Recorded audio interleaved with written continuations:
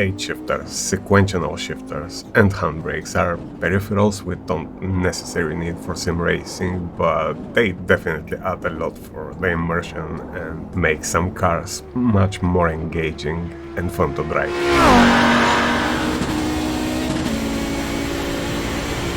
In this video, I will share with you my experience with the DS8X shifter and the TV1 handbrake from Simagic. Simagic, as many other companies, send different sim gear free of charge to be tested and share my experience with you. For some of you, that may sound like a lot of fun, and definitely is, but big part of this is endless hours of research, taking apart my rig, evaluating, writing pages of notes, shooting, editing, while my friends have fun in their free time. So it's not exactly for free, and I'm paying really high price, my free time. That being said, if you're gonna trust my evaluation, as always will be entirely up to you, but my suggestion is watch as many videos possible, check comments, go in the forums before you take your final decision for your next purchase. Let's start with the shifter. 8 gears plus reverse and sequential mode can give us that extra immersion and make driving more engaging with the appropriate car on the track. It is built entirely of aluminum and metal, except this plastic ball which gives the tension to each gear engagement and is adjustable through that bolt here with spring inside.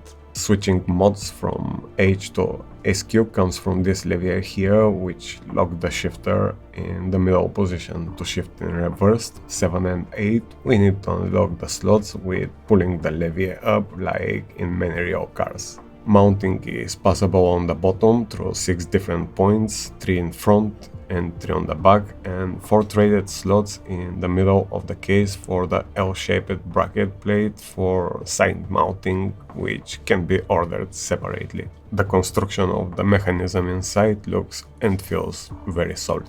Now, most importantly, how it feels in action. My job required to drive everyday different car, and if you have experience with different cars, you know they all have slightly different feeling, even if they are the same model. That's the case with this shifter too. It feels more like on a new car where each gear engagement feels more tight and clean. Even being metallic construction, the shifting through each gear doesn't sound or feel metallic at all. Basically, this part of the mechanism have 3 different slots for the 3 natural position of the lever. When we pull back, we push the plastic ball inside, which is compressed with spring behind, and once fall into the next slot, we feel the engagement of the gear, but with little dump and click. Here on the back, we have that bolt which compress the spring behind and change the torque required for shifting. I have to say, that is very clever solution for actual mechanical feeling. They had something similar in their sequential shifter, and they found a way to apply that here, which is absolutely great work. I also found myself to be precise in any changing from first all the way up to the 6th and back, and the only time I missed gear was because of bad clutch synchronization. That means the shifter tension to stay in the middle is very natural and match my muscle memory for H-shifting, which I use every day for 8 hours on my work and my car. 7th and 8th gear are a bit more complex as we need to pull up the lever to make those slots available, but here is what I personally think about that. Usually manual gearboxes are 4, 5 or 6 gears. If for some reason we want to drive, even for fun, cars with more gears, then 7th and 8th will be used in some straight, and usually every next gear extend the time for shifting, so we will have the time for this extra movement. In my opinion, those slots are more for reverse gear, and we can choose different position to match our personal like. In sequential mode we can change the torque of the mechanism and have two totally different experiences, from strong engagement feeling to springy like. If I compress entirely the spring, sometimes the shifter stick in position, so it needs to be just a little loose. If untied completely, I can feel the tension of the spring, which pulls the lever in the middle and makes the shifter a bit more silent. Usually sequential shifters are more tight in movement with short travel, but because we use the same mechanism, the travel is a bit longer. That of course is not negative or positive, it's just different from the usual sequential shifters on the market. One thing that annoys me is the little movement on this part, which create little clicky noise.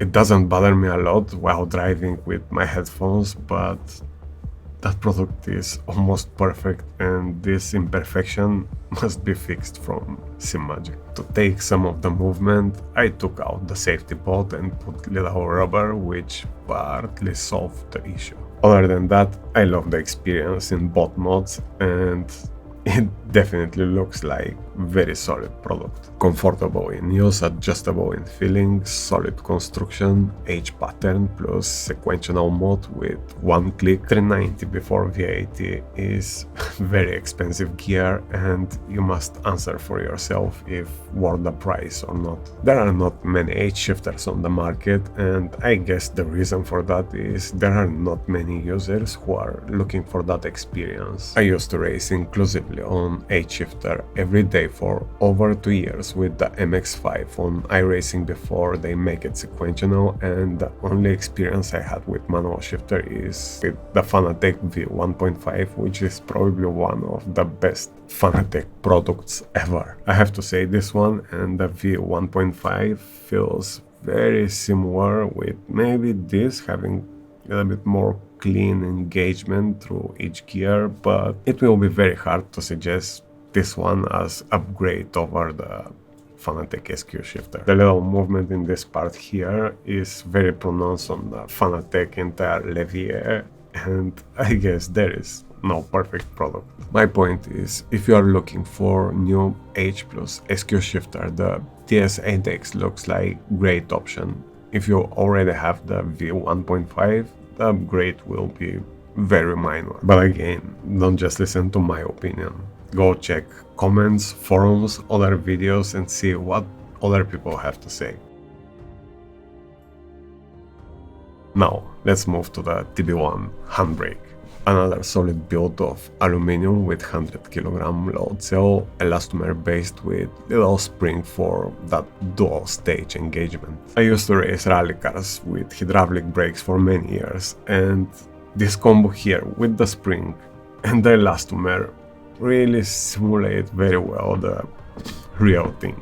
The feeling of pulling through the gap in the real hydraulic handbrake created here from the spring, and compressing the brake pads created here from the elastomer is very authentic experience. However, in sim racing, I would prefer a bit shorter movement.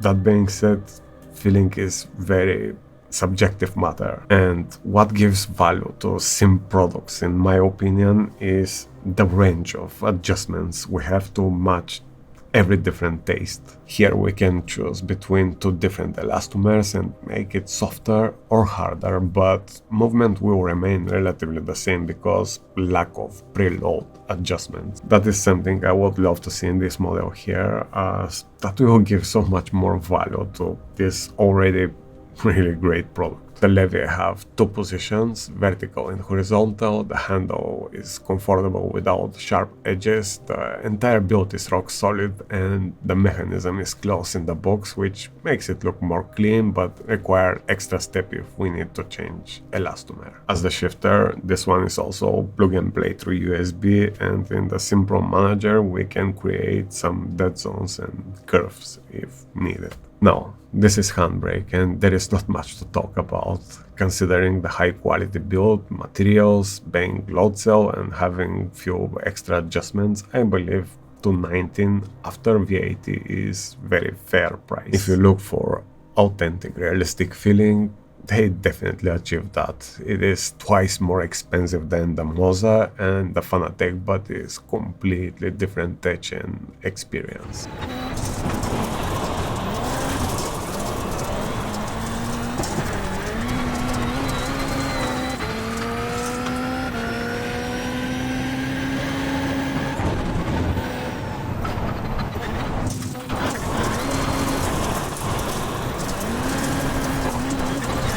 If you have any specific questions, put them in the comment section. I will try to answer as soon as possible. See you in the next one.